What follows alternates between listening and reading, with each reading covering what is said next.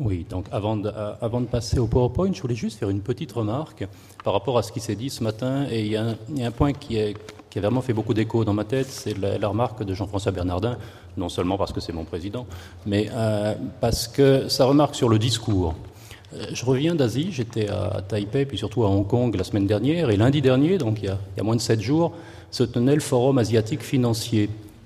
Il y avait à peu près 1000 personnes dans la salle, des banquiers, des financiers, des économistes, quelques ministres, japonais, coréens, hongkongais bien entendu, chinois.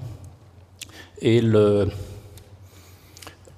sentiment dominant en 2 jours de séminaires d'assez haut niveau sur le même sujet, hein, où va-t-on, comment gérer l'imprévisible, comment gérer le risque chinois, est-ce que oui ou non HSBC est too big to fail, etc. Est-ce que la Chine est too big to fail, et le discours dominant, ça a plutôt été non pas préparez vos mouchoirs, comme on peut l'entendre beaucoup en Occident, mais aiguisez vos couteaux. Le discours dominant, ça a été l'Asie, depuis une dizaine d'années, a subi 2 ou 3 crises. 97, la crise cambiaire, 2002, en Corée, une sorte de crise des subprimes, une crise de carte de crédit. Le Japon, une crise rampante depuis 15 ans. Ça les a entraînés pas mal. En tout cas, c'était le discours qui tenait ensemble. Ils se disaient tous, on est plutôt les mieux entraînés sur cette planète pour bien profiter du truc. Un certain nombre de mouvements sont là, un certain nombre de rebonds ou de chutes vont intervenir. Et vraiment, le message, c'était, je crois que c'est une Coréenne, non, c'est une Taïwanaise qui a eu le propos. Elle a dit « We sharpen our knives ». On aiguise les couteaux pendant la tempête. On ne pleure pas sur le pont du bateau. Donc, je crois vraiment que le discours est important, et en tout cas, il y a une autre tonalité. Alors, je me demandais, est-ce que l'Asie est en retard est-ce que je suis en retard d'une semaine avec ce qui a été dit lundi dernier, ou est-ce que je suis en avance un petit peu? Il faut voir dans quel sens le décalage horaire marche. Pour revenir au PowerPoint, comment apparaît-il? Oui. Oui, merci. Excusez-moi, donc j'ai plus que 3 minutes. Donc, en 2 mots, je suis passé à la fin, pardonnez-moi, j'ai déjà fait une bêtise.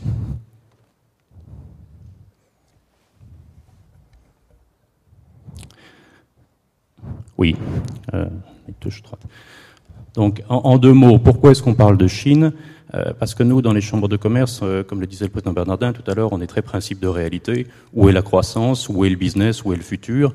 On a l'impression qu'il est en Chine. Où est le business? Où est la croissance? Où est le futur en France? On a l'impression que c'est les PME, notamment pour ce qui concerne l'emploi. On parlait de l'emploi des jeunes et de la capacité à employer, à recruter les nouvelles promotions, les futures promotions de nos écoles. Je crois que vraiment pour nous, le sujet, c'est PME plus Chine. Pourquoi pour ça? Très rapidement, parce qu'encore une fois, il me reste encore 1 minute 30, Monsieur Larson, c'est ça? Alors, très rapidement, les 2 dernières lignes sont importantes. C'est en 2009 qu'on ouvre la ligne Hambourg-Pékin en train. C'est pas une ligne Paris-Pékin, mais enfin, on va assez facilement de Paris à Hambourg. C'est du réel. En 15 jours, des trains de marchandises lourds vont aller de Pékin à Hambourg. Ça va devenir l'exploitation commerciale commence dans quelques mois. Donc ça, c'est une réalité. C'est pas est-ce que le monde s'effondre, etc. C'est du lourd, il y a des rails, il y a du train, et ça va changer un petit peu la donne. Deuxièmement, je crois que c'était dans les Échos du 14 janvier, donc ça c'était plus tard, c'était mercredi. Dans les Échos, on annonçait que Reuters avait fait une dépêche sur le thème. Ça y est, la Chine a dépassé l'Allemagne. Ça y est, le PIB chinois. Alors vous me direz, c'est des effets de change, etc. entre le dollar, l'euro, mais il y a quand même une réalité foncière. Et le monsieur à droite là. Sur l'écran, c'était le premier astronaute chinois, le premier taïkonaute. C'est peut-être M. Machet qui devrait en parler mieux que moi, mais c'est assez important. Il y en a eu d'autres depuis, il y en a qui sont sortis dans l'espace, et il y a un projet d'aller sur la Lune. C'est pas totalement neutre. Puisqu'il me reste encore 36 secondes, ça va de soi, ça n'a pas tellement besoin de commentaires. C'était en 2007, c'était hier, vous me direz c'était bien avant la crise, mais rien n'a changé. L'ambition française est toujours là, ça se complique un petit peu, ça peut être politiquement un petit peu compliqué. En tout cas, le président a donné des orientations assez claires. Faites des affaires en Chine. Les PME peuvent faire et doivent faire des affaires en Chine. Alors le plan Chine des CCI, c'est quoi? C'est du concret.